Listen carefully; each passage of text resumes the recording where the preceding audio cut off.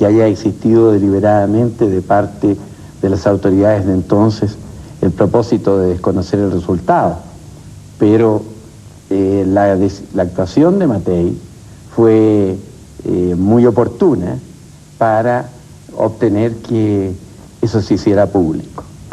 En entrevistas posteriores, presidente, usted señaló que esa noche del plebiscito fue cuando usted sintió que usted podría ser el próximo presidente de la República. ¿Por qué no nos cuenta cómo fue que se fue generando en usted ese sentimiento?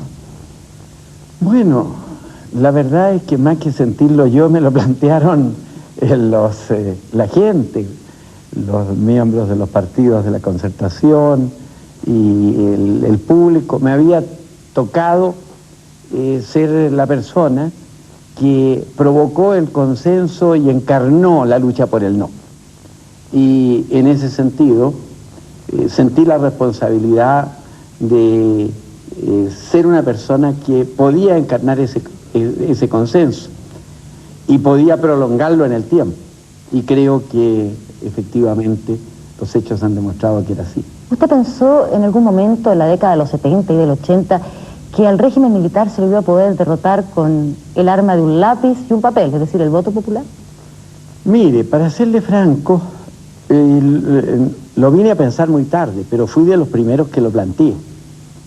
Y yo planteé formalmente en un seminario, en un encuentro que organizó el Instituto Chileno de Estudios Humanísticos, que se efectuó en el Hotel Tupahue, en el que participaron, recuerdo, Pancho Bulnes, Enrique Silva, distintos personas de significación política y a la vez hombres de derecho.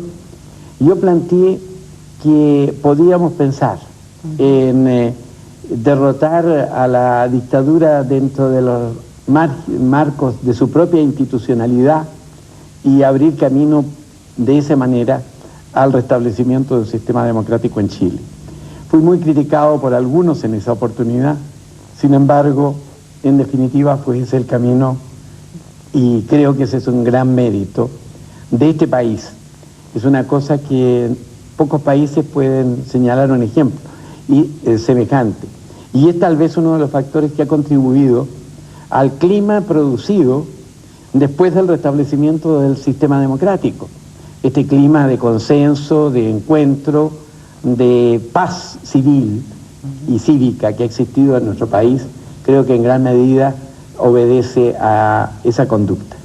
Presidente, con anterioridad al plebiscito, muchos chilenos consideraban o pensaban que en caso de ser derrotado, el general Pinochet no admitiría su derrota. En lo concreto, usted decía que le parecía impensable en esos tiempos un sistema democrático con el general Pinochet como comandante en jefe del ejército. Ahora, 5 años después, usted ha señalado que él ha contribuido a que la transición pueda prosperar aquí en el país. Presidente, para usted, hoy día, con la perspectiva que hoy tiene de los hechos, ¿el general Pinochet se ha convertido en un demócrata? Mire, bastante compleja su pregunta, ¿no? Efectivamente, la conducta del general Pinochet como gobernante, su afirmación perentoria después del triunfo del no en el plebiscito, de que no aceptaría que se cambiara una letra de la Constitución, ni una coma, dijo él. El absolutismo de su visión y la extrema crueldad con que el gobierno de la época impuso sus puntos de vista, hacía pensar que era inconcebible una democracia con el general Pinochet en una función de poder, de influencia. Bueno, creo yo que en gran medida los procesos son recíprocos. Hay que admitir que el general Pinochet, como dictador, tuvo un mérito, que institucionalizó su régimen. Porque muy a menudo los dictadores prefieren que no haya normas, simplemente impera su voluntad. Él tradujo e institucionalizó su régimen a través de la Constitución del 80. Más allá de las críticas que me siguen mereciendo el plebiscito del año 80, la verdad es que se dio una Constitución que le imponía sus límites. Creo que él en esa época pensó que el plebiscito al cabo de los 8 años iba a ser un simple trámite. Ya había ganado otros plebiscitos y que él iba a poder gobernar 16 años. Lo cierto es que la conducta de los opositores, que en lugar de ir a la confrontación violenta optamos por usar el camino de la propia Constitución. Lo que costó, porque, perdóneme que me extienda en esto, cuando llamamos a esto, la gente decía, pero esto es una locura. Nunca un dictador se ha sometido a un plebiscito. Nunca una dictadura ha perdido un plebiscito. Y la gente no quería inscribirse. Y nosotros dijimos, en la medida en que 7 millones de chilenos se inscriban, vamos a volver a la democracia. Y fue la gran lucha convencer a 7 millones de chilenos que se inscribieran. Y logramos que 7 millones de chilenos se inscribieran. Y eso fue determinante. Pero eso al mismo tiempo creo que creó una dinámica.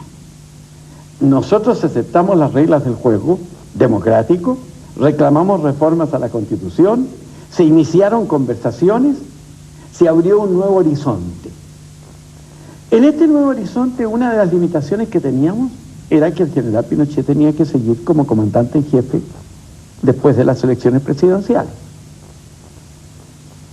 El general Pinochet también aceptó que de ser presidente de la República y durante mucho tiempo jefe absoluto de este país, tenía que pasar a ser subordinado.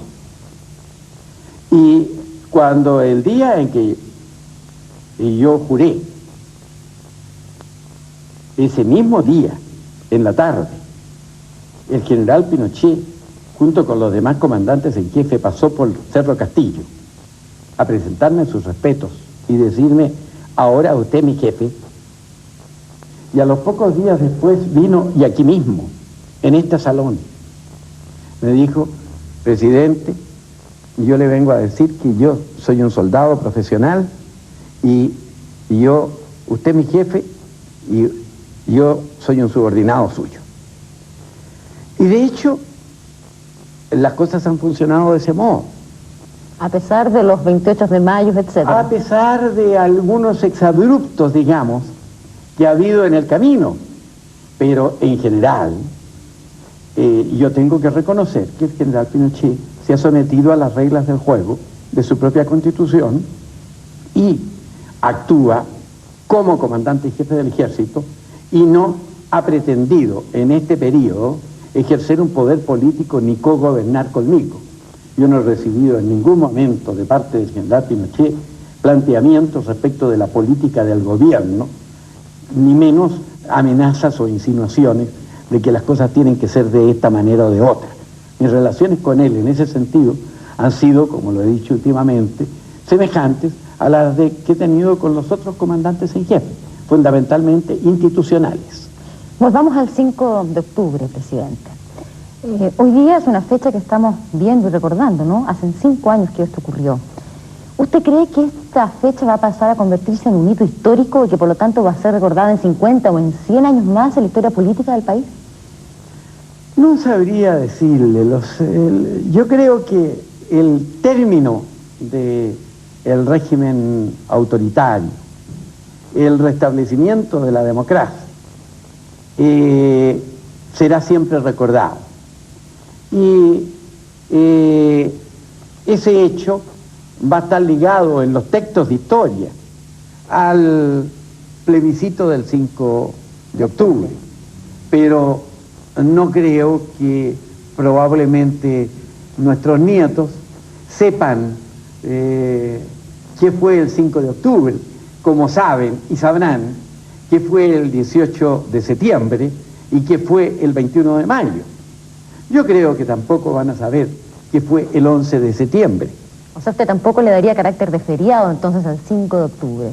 No le daría carácter de feriado ni al 5 de octubre ni al 11 de septiembre. Presidente, el eslogan de la campaña del no fue "La alegría ya viene". Y hoy